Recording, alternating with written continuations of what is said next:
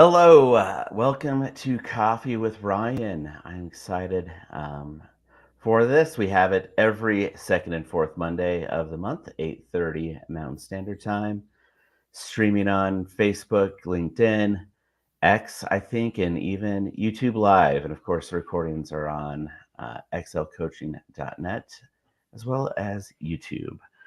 And I always have great, fantastic special guests. And today I am here with Desiree Petrich. Did I say your last name right or wrong? Petrich, you were very close. I'm close. I have one of those last names too. So Desiree, I am super glad to be here with you. We had recorded a podcast a few months ago as part of your brand, and so now we're able to kind of follow up. So uh, tell everybody a little bit about yourself. What do you do, and where are you? Yeah, so currently I'm in my daughter's bedroom because in Marshall, Okay. Minnesota, we have a lot of snow coming down. So my husband owns a snow removal company, so he's been out since 2 a.m. So I love where I'm at. I'm in the very southwestern part of Minnesota, so it's always fun and never quite know what's going to happen, but we love it. So I am a leadership development coach. And what that means is I kind of go on all ends of the spectrum. I do one on one coaching with individuals, either privately or because their company has invested in them to do so. Otherwise, I go all the way and do keynotes for individuals, everything in between, workshops with companies, group coaching with companies, and lunch and learns is one of my favorite things. I love that smaller, intimate group where I get to facilitate a conversation and really promote some change. So, everything across the spectrum, all about the intentionality of our leadership and bringing it back to us as individuals. It's great. You know, super fun to be part of. What's your podcast about, and where can people find your episodes? Yeah, so it's called Lead with Confidence. And it started as one thing, as everything always does. It starts to evolve over time. And it is, like I said, it's all about bringing that intentionality, that radical responsibility back to the individual. So my most recent episodes have been with someone in the workspace, figuring out how you can bring confidence into your work. And then I talked with someone about intuitive eating, how we can find more responsibility and excitement around taking control of that piece of our life. And the guest before that, I talked with them about how we can have our kids be more kind and learn what it means to not only promote kindness in ourselves, but with them. So, Lead with Confidence, you can find it on Apple or Spotify. I absolutely love all the conversations. Like you said, Ryan, I had an opportunity to have a conversation with you all about authenticity in leadership, and it's been so much fun. I love it. Yeah, that was a lot of fun. I kind of forgot what we talked about. Um, yeah, so different authentic leadership theories out there. Not necessarily theories too, but just practices. And we talked about authentic leadership as a really interesting one for us.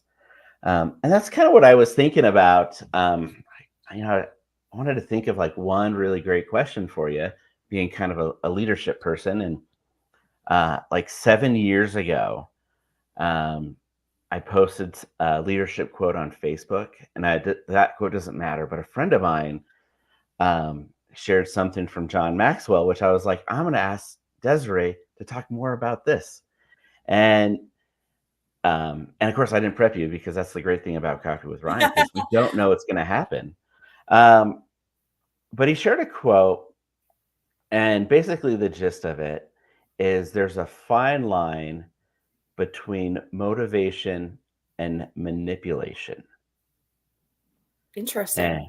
yeah, so when you hear that as a leader, um, obviously leaders, one of their roles is to motivate people, help them get to the next level, whatever. There's a lot of different things that leaders have to do, but when does it turn into manipulation? It's kind of funny you asked that. I always say I am qualified to be a leadership coach and trainer and speaker because I am teaching to the people I once was.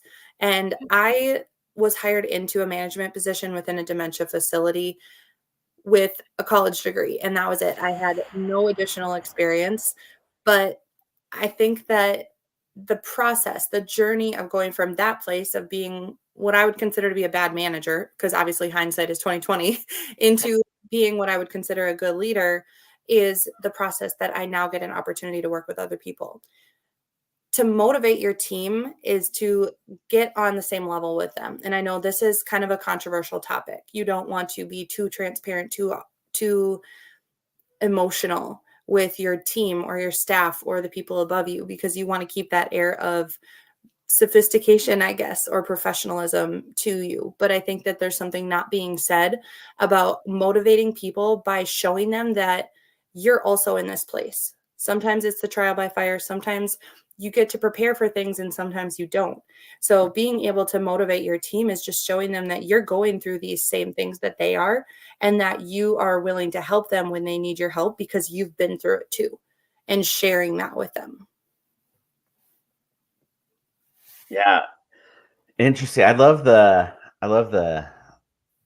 um, kind of the view of like a leaders on the same platform as Mhm.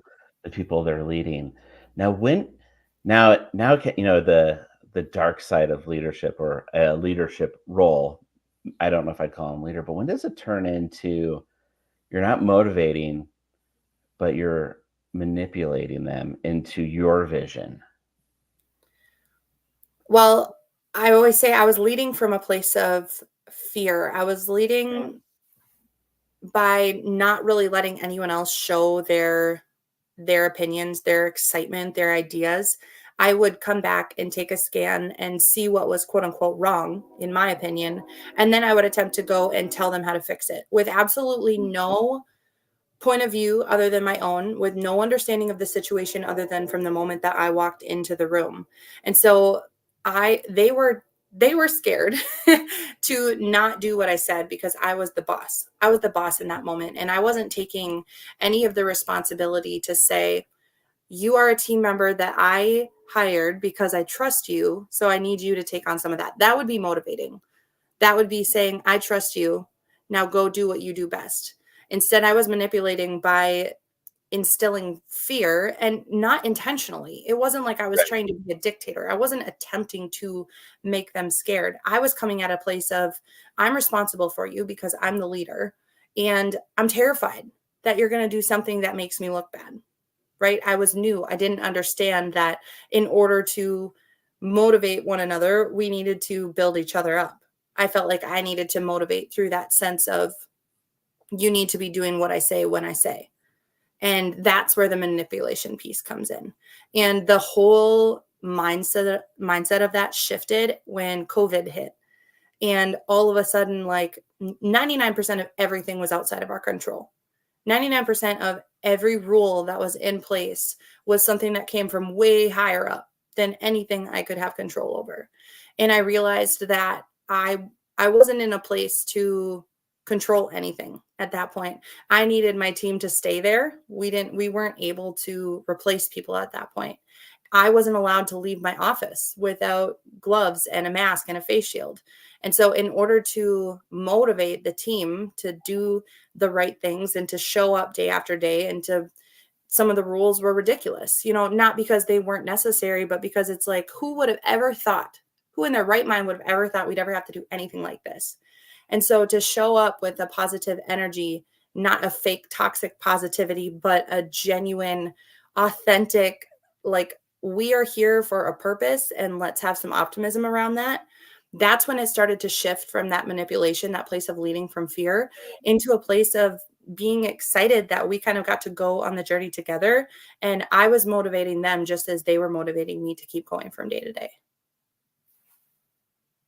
Yeah, that's interesting. So you were, um, so when that mind shift, what started happening in your mind with your mind shift and on the I got to lead different, and then how did you start taking steps in changing your or maybe growing your leadership?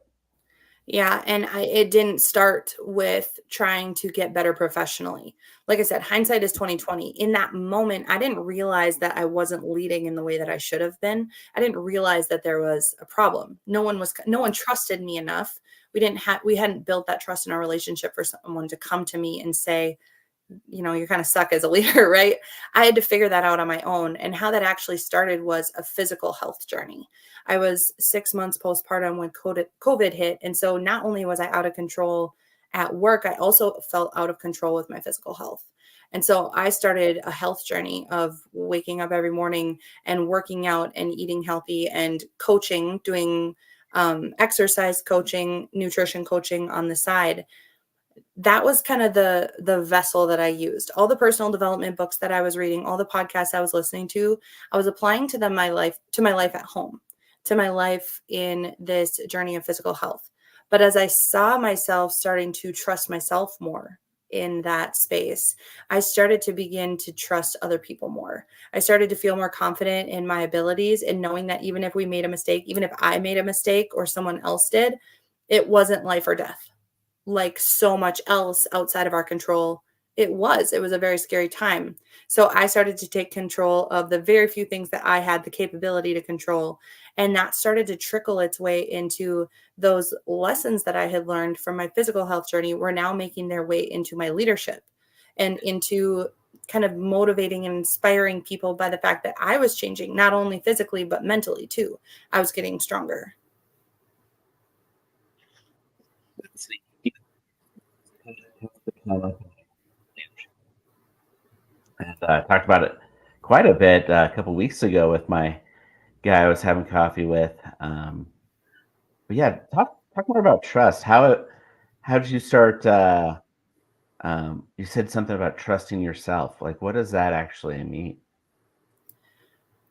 I came to work every day with this desire to look like I had it all put together. I mean, I wasn't just working with employees. I was working with the 30 tenants that we had living in the building. I was working with all of their family members. And so I keep coming back to this time because I didn't want anyone to know that I didn't have things under control. So I wasn't trusting the people that were around me. And in order to begin to feel okay to let them see that I wasn't completely excited about the things that were happening, I had to let them in.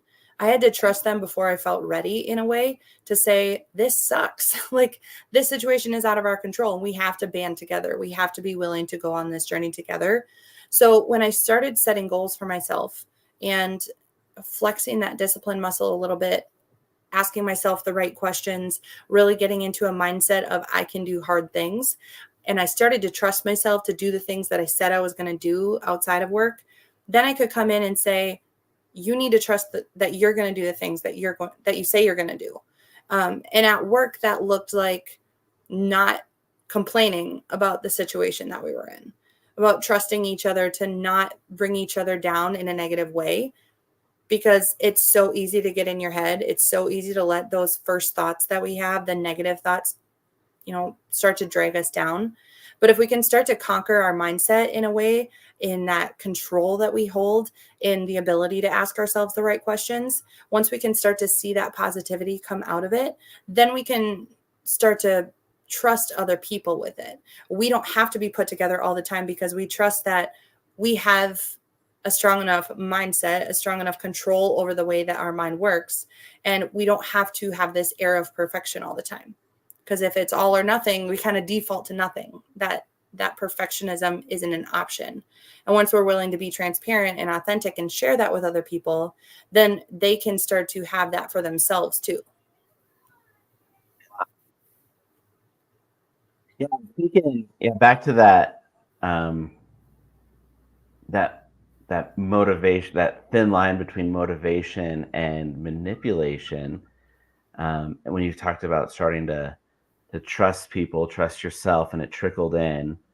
Um, so then, what does it look like for a leader who might be kind of in that,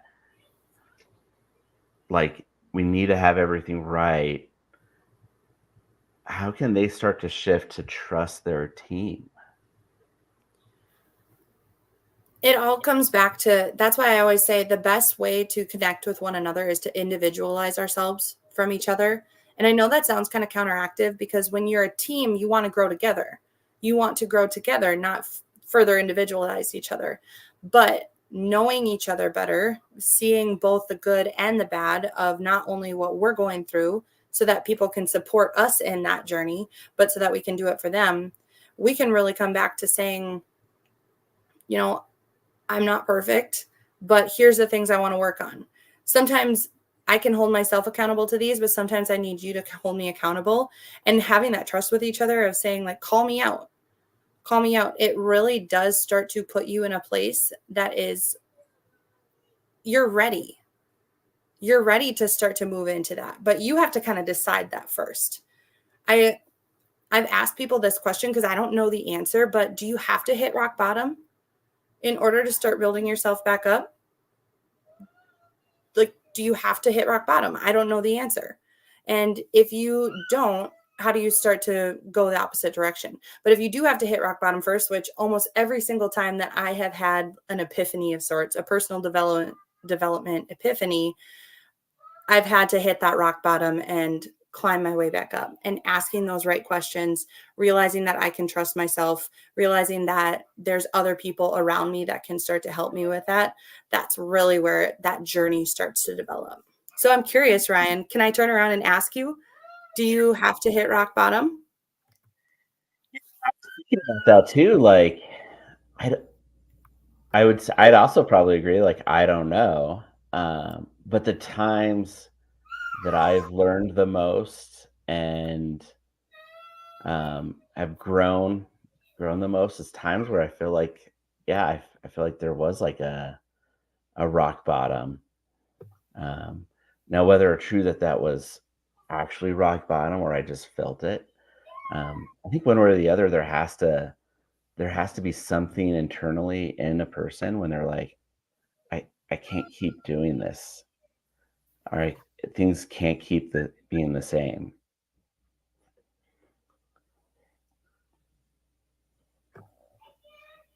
I'm Yeah. so sorry. I am home with my kids right now, and my daughter's at the bottom of the stairs yelling, Mom, I need you.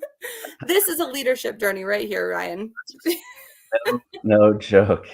No joke. I thought having a puppy was tough, and then No. you started having kids. Man, no.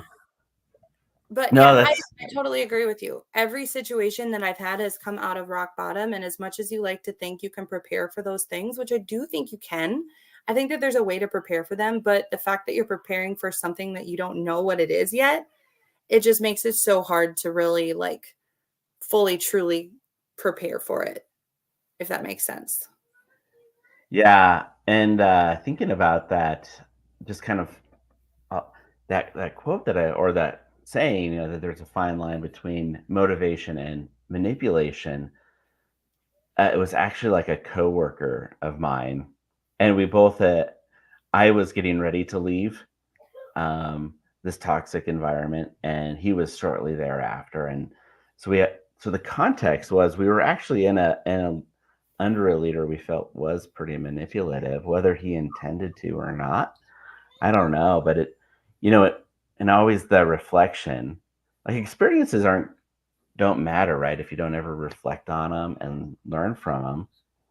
So it's kind of reflecting, even years later, it's like, yeah, like I hope I'm not that kind of leader. Or I hope I don't treat people that way because I was treated that way and it was terrible. Yeah, and I've had those leaders too. And you hate to say like it's a double-edged sword because it's hard to come into a leadership journey, especially without a ton of experience, or to feel like you have to start from scratch, to feel like you have to come into a situation and every time you have to rebuild that trust, you have to rebuild not only in yourself, because if you're starting in a position with a new company, there are new things to learn. You do kind of have to start from scratch in a way, but it's also exciting. And if you can flip your mindset to say, I have to start over, but that's exciting. I have to build these relationships again, but that's an opportunity. That's the mindset shift. That's the change from that manipulation. Sometimes I even feel like I'm manipulating myself. I I always say the first thought that we have, if you wake up at 5 a.m. because your alarm goes off, if the very first thought that you have is, I want to go to sleep, I'm tired, I don't want to wake up right now, and you go back to sleep, there's no lesson there. Like, there's no thought process. If the very first thought that you have is the one that you go with, there's no thought process. There's two ways that you can learn from a situation like that. If your alarm goes off at 5 a.m. and you have this conversation with yourself and you say, I am tired, but I have goals. Why did I set that goal? Why did I set my alarm? Why do I want to wake up? And if you can have that argument, that conversation with yourself, and you do decide to get up, you're going to learn from that. The next morning you're going to say, yesterday I felt so good. I felt so elated. I'm so happy that I woke up. You're going to remember that. The second way is if you wake up in the morning and you have that conversation with yourself and ultimately you say, I really am truly tired. I'm going to go back to bed right now. That next morning, you're going to remember that. You're going to say, God, last night I felt a lot of regret around the fact that I didn't wake up. I didn't do what I say I was going to do. I broke a little bit of that trust with myself, and I don't want to do that. I want to identify as the person who does what I say I'm going to do. I want to identify as a disciplined person. And so that's kind of what kept me going, the accountability to myself. But you're going to learn lessons either way, as long as you're having that conversation with yourself, as long as you're taking on those options that you have.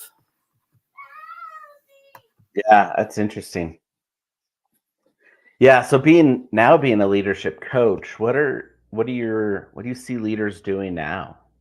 Um, kind of, is there a common theme in the workplace? Um,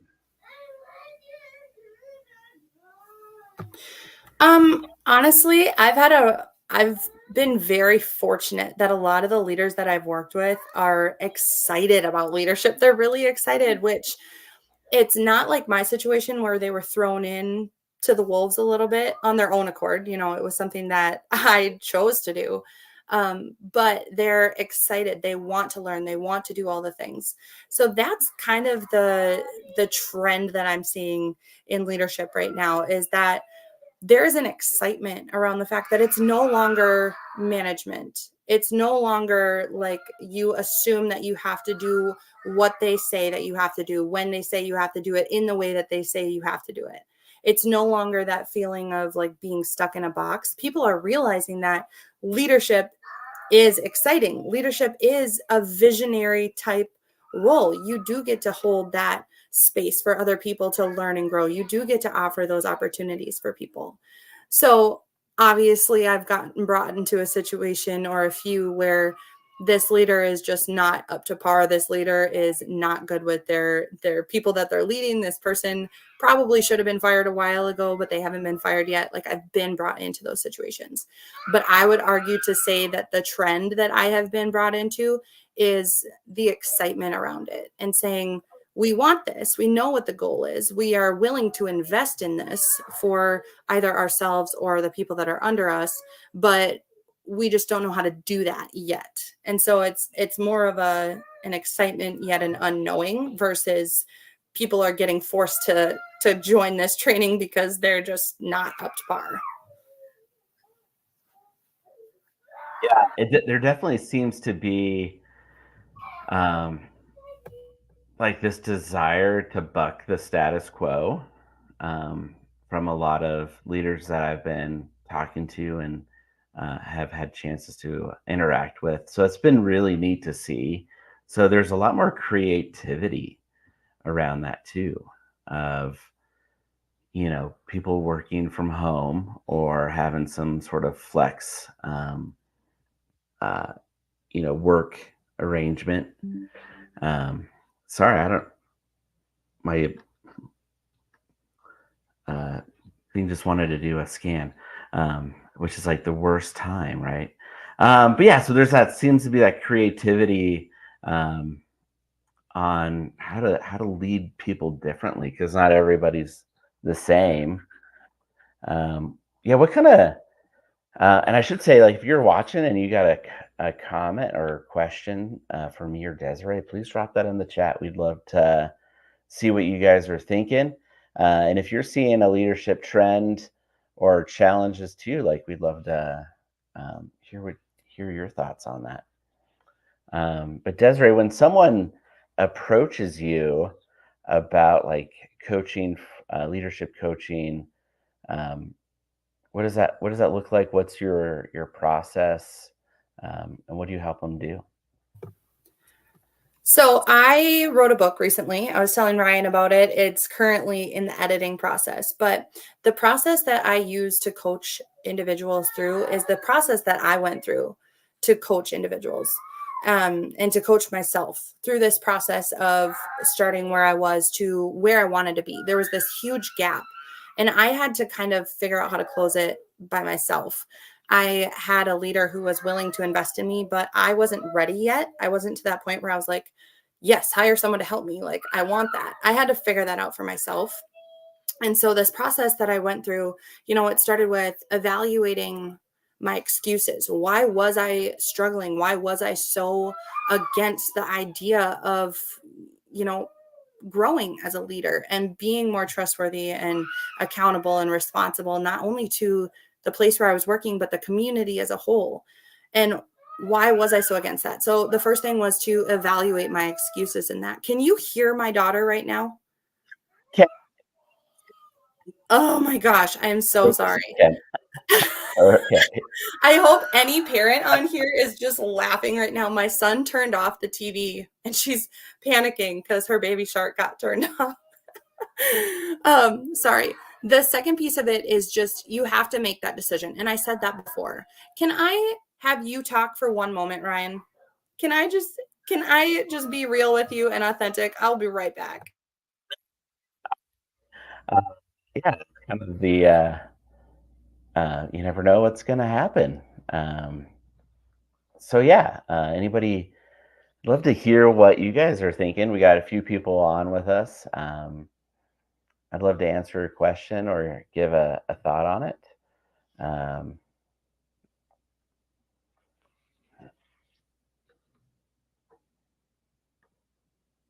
so I'm seeing the Open Mind podcast.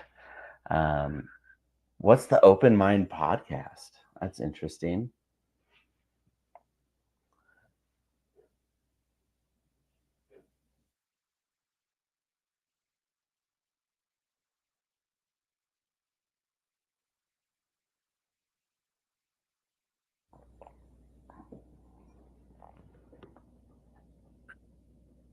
Yeah, so I will say it's been um, I'll talk about Excel coaching. So if you want to connect with me, go to excelcoaching.net. You can see it there on the screen. Um, and Excel Coaching is actually named after my kids, Xander with an X and Lucas, twin boys that are almost 20 months.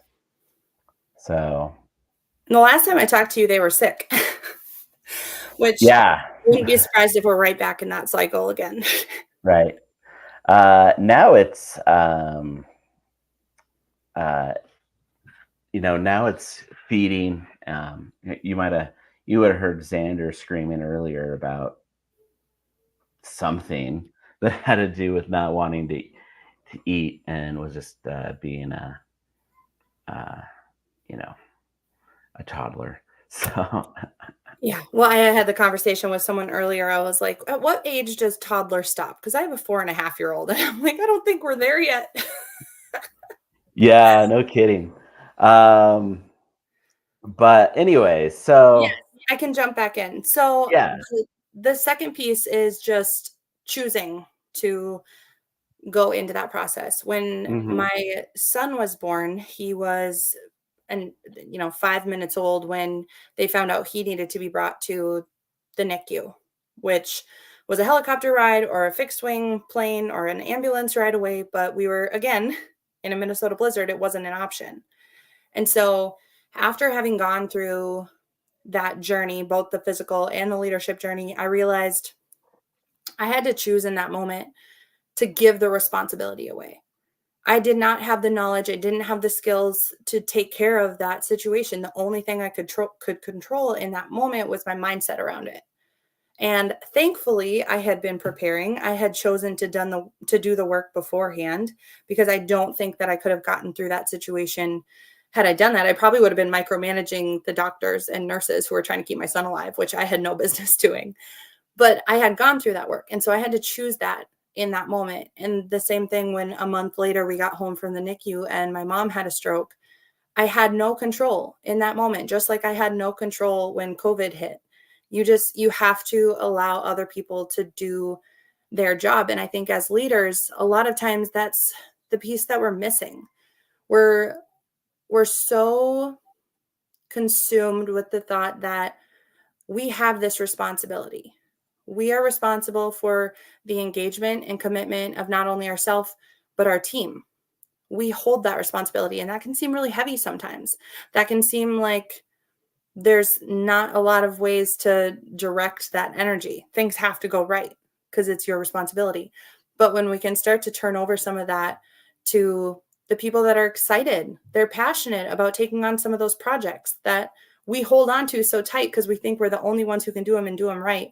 And I still struggle with this. I still struggle with that control. So we have to choose the life we want. We have to choose the relationships that we want, both inside and outside of work. We have to choose to thrive in that situation. And then a pretty good remainder of the book is about how to lead with love over fear. I talked earlier about leading from that place of fear, feeling like I had to take on all the responsibility, identifying what it looks like to be leading from fear. It's the micromanaging, it's the not wanting other people to know what it is that you do because you don't want them to take your job. It's the not delegating. It's staying until 7 p.m. at night because you don't want them to think you're not trying hard enough. It's working on the weekends because you don't want to not be available because someone else will be willing to be available. It's leading from fear versus what does it look like to lead from love? A pretty good chunk of the back half of my book is on my journey with that, my mom's journey with that. And then I have an entire chapter in there about what it looks like to hit rock bottom, to know exactly how to climb your way out of it because you've done it before, but it really is hard. It's hard every single time it happens. It's going to remain hard if we don't start to take some control of that situation. And so, I love to say that we can be prepared for those things, but I don't truly think that there is a way to avoid rock bottom. I think sometimes it creates the best lessons for us. And that's the journey that I'm taking these individuals on when I'm coaching with them.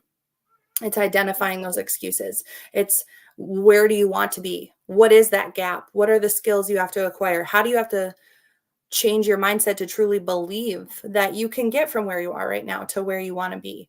It's the consistency. Once you've decided what habits, what goals are going to change your life, how do you implement them? How do we come back from week to week and say, I'm not going to just tell you again. I'm going to show you that I've actually put work into this. And it's really just sometimes the accountability is needed. And sometimes it's just someone there asking the better questions, asking those questions of you so that you can start to formulate the answers by yourself. Because 99% of the time, people know the answers to the questions they're asking or not asking. They just need someone to facilitate that conversation. Of what a coach really is. Well, Um, exactly. Yeah. um, so what got you into why coaching? Why'd you start your own business? Why are you doing doing this thing? Well, I started my personal development journey, for weight loss, and I did all the coaching through that. I loved it. I was really good at it. But when I had my second son, and then my mom she ended up passing away 2 months after her first stroke, and it was really hard. But she left me a small amount of money, and I said, I don't want to just buy something with this. I said, I want to make something with this. I want to leave a legacy for my mom and for my kids. I want to do something with it. And I said, I've been through that journey. I've hit rock bottom. I know what it looks like to go from being a bad manager to a good leader. I I've been there, I've done that, and I missed coaching people. I missed having that connection with people of saying, I believe in you. even if you don't see it right now, I believe in you, which I think is what a good leader is. It's helping to instill that inspiration and that belief in someone, even if they don't see their full potential yet. And so I decided to start a business. Like I said, it's evolved a lot. I didn't exactly know what I wanted it to look like. I started out getting my John Maxwell certification in speaking, coaching, and training. And there's probably only one thing in my entire business that is still has the John Maxwell stamp on it. Obviously, everything I do has a little bit of that stamp just because that was kind of, the birthplace of it all. But for the most part, it's all my content, it's my keynotes, it's my lunch and learns, it's my journey, and I'm loving every minute of it. Um, yeah, I was thinking about when I joined the John Maxwell team, and um, that was 8 years ago. Coming up to that's crazy, man. Time flies. I kind of forgot Yeah, that you were also a John Maxwell coach. How much of yeah. what you do is based on that material versus kind of what you're doing on your own? Um, I it's kind of zero. Um, but kind of like what you said, like there's um but so much stems from it because I got out of the army, and knew from my experience there that I wanted to be a better leader. Wanted to, if I had the opportunity to lead people, I wanted to be the best leader I could, and I wanted to make an impact with people. And of course, I'd read a couple of John's books through the couple of years before that in different roles, and then I saw that he had the John Maxwell team, which was only 5 years old at that time. Um, and I was like, "That's really cool. This could be a really great avenue." So I figured out how to pay for it. Um, Jumped into the training, and I really just did it for the leadership aspect and the speaking. And it wasn't until the certification event in Orlando when I really saw what coaching was. Mhm. And I was like, wow, like coaching can be really powerful. Um, so I went so I went back to my leadership role under the leader I was kind of talking about earlier, that we kind of felt was manipulation or was really manipulative, and hopefully it's just unintentional, but hopefully he's grown. Um, but yeah, and then we just grow in and be like, this is not how I feel my leadership is going to be. So, and I don't want to be like you, which he kind of wanted me to be like him. And so we ended up having to part ways. Uh, and then I came back to Colorado where I am now and got connected with another coaching company and kind of off to the races from there. Um, so nothing's particularly based on the John Maxwell team other than I do strengths coaching, um, and kind of leadership development based around strengths and their team strengths. Yeah, I guess I didn't mention Yeah. too, I'm a disc consultant, so I Yeah. love the disc method. Yeah. So how, like, kind of what is, tell us a little bit more about DISC and how do you implement that with individual people or with teams? Yeah, well, I get asked often, which it kind of I never anticipated being asked this question, but they say, "Why disc? Why not strengths Mhm. finders? Why not Enneagram? Why not these?" And I said, when I started at my management job, I had to take the disc assessment, and I was a very high D, which, obviously I was direct and assertive and didn't really take anyone else's thoughts and opinions. I was changing things constantly. I didn't like it. I didn't want to be that personality mix. I had a pretty high I too. So DISC is essentially these behaviors. DISC is about the different behaviors that are kind of on the outward what everyone is seeing. And so D, which again was me, was that direct, assertive, and the I, which was outgoing and very talkative. I saw both pieces of that, but I was kind of separating them. I was being the excited and positive, optimistic individual with our tenants and with their families. But then with the staff, I was being that direct and that assertive. I didn't like that combination of it. And I went about changing it. They said, you're not necessarily going to be able to change it. It does change over time, but it's not typically something that like we activate. It's not a change that we kind of get to decide. But I said, I'm going to try. And I started reading personal development. I went and joined Rotary. I joined the chamber. I joined boards.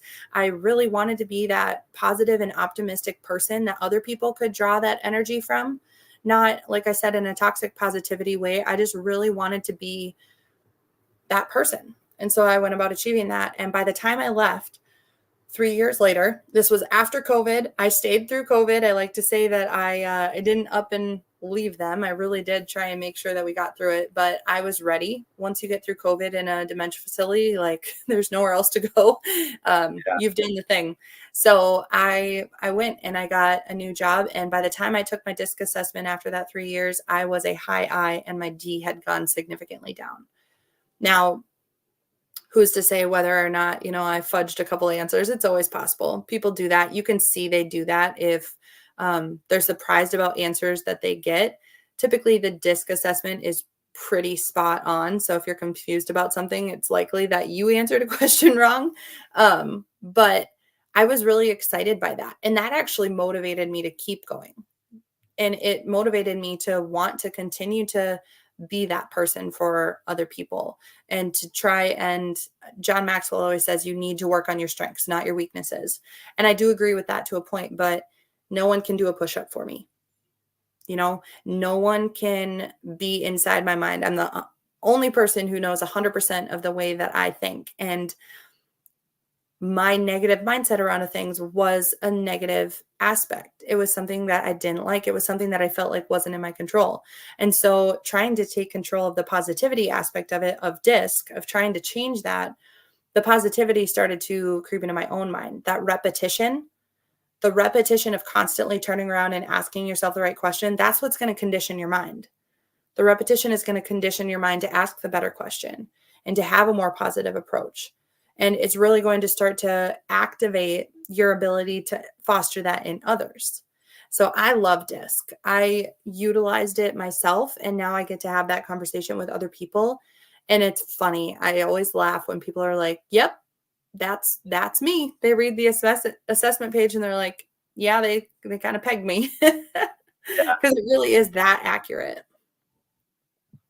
Yeah, I think the neat thing about assessments is that it's really just a resource um, for the individual. Hmm. For me, I, when I took the s- well, I took the Clifton Strengths Assessment when I was in the Army, and it was okay, great. I didn't do anything with it. When I came back to Colorado after that experience, I retook it, and I actually felt like I really actually affirmed, like, yeah, like I actually do have strengths. Hmm. Um, I'm not like, I don't know, how I kind of, I'm not a piece of crap. Like I felt coming out of that leadership position, like there was great things about me. So, and it helped me put words um, to what I knew innately about myself, but I could at least communicate it. And I think that's the great thing about these assessments. And um, so that's neat. Yeah. And I like to, we like to kind of say in the strengths community, like, yeah, focus on your strengths, but you need to understand your weaknesses because you need to manage them. You need to have, support system. You need to have tools in place. Maybe you have another person on your team that is the opposite, has the Hmm. strengths that you don't have, and having these kind of assessments can help kind of line those up. Yeah, that's something I really love Yeah. about DISC too, is when someone's looking to hire, they say, who do we need on our team? What Mhm. combination do we need on our team to augment our weaknesses? And so being able to do that, and I love that people understand that you can't just hire people that are exactly like you. It just doesn't, it probably works for a little while because you're friends and you feel like everything's all hunky dory. And then all of a sudden it backfires and you're like, what happened? Well, probably could have saw it coming. But so I've really enjoyed having that conversation too. Who do I promote that's going to really thrive in this current environment that we have, but also because of their strengths, who's going to be able to to really grow this position? And then also, who do we hire? Who do we add to this team? And I've seen people not take, not necessarily my advice, but just take the disc advice in general and regret that they didn't. And then they end up going back and changing it, which I always think is so funny. Because we just have to learn those lessons for ourselves. Sometimes you can't help what you can't help. Well, we are coming up to our time, and I want to respect your time. So thanks for being on. But final thoughts. If you had anything to say to folks that might be watching live or coming back um, to watch the recording, what's your final thoughts for them? I My entire premise around what I teach, how I coach, and the keynotes that I give, my entire book is on how can you control your own mindset? How can you take control of the things that you can control so that even when things happen, even when, because bad things are going to happen and it's unfortunate, but if you can start that process of building a really strong foundation and building a life that you love, you're not going to have to pick up the pieces. And you're definitely not going to have to do it by yourself. You're going to have created and cultivated those relationships for people that are going to stand by you.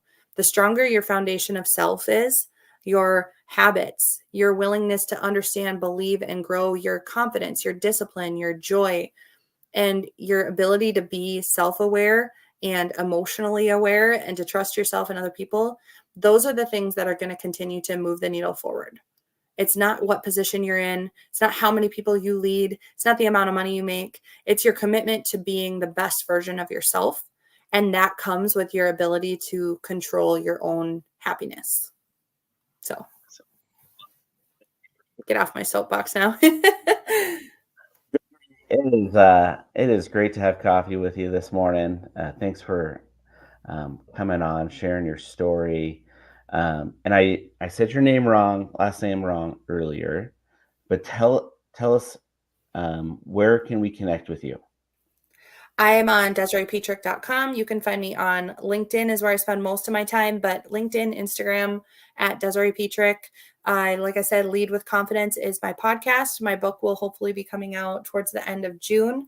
And if you happen to be in the Minnesota, South Dakota, North Dakota area, I'm also hosting a leadership conference in August that I'm so super excited about. I have 4 different keynote speakers coming and breakout sessions and all the fun things. So Awesome. So that's really cool. I'm excited to see to hear how that goes. So connect with Desiree, visit her website. Um, keep your eye out for her book coming in June, and of course, thanks for joining us with Coffee with Ryan. Feel free to connect with me at xlcoaching.net or shoot me an email at ryan@xlcoaching.net. And we'll be back the second Monday of April. Man, already. For another time with Coffee with Ryan. Thank you, everybody, for joining us this morning, and have a great week.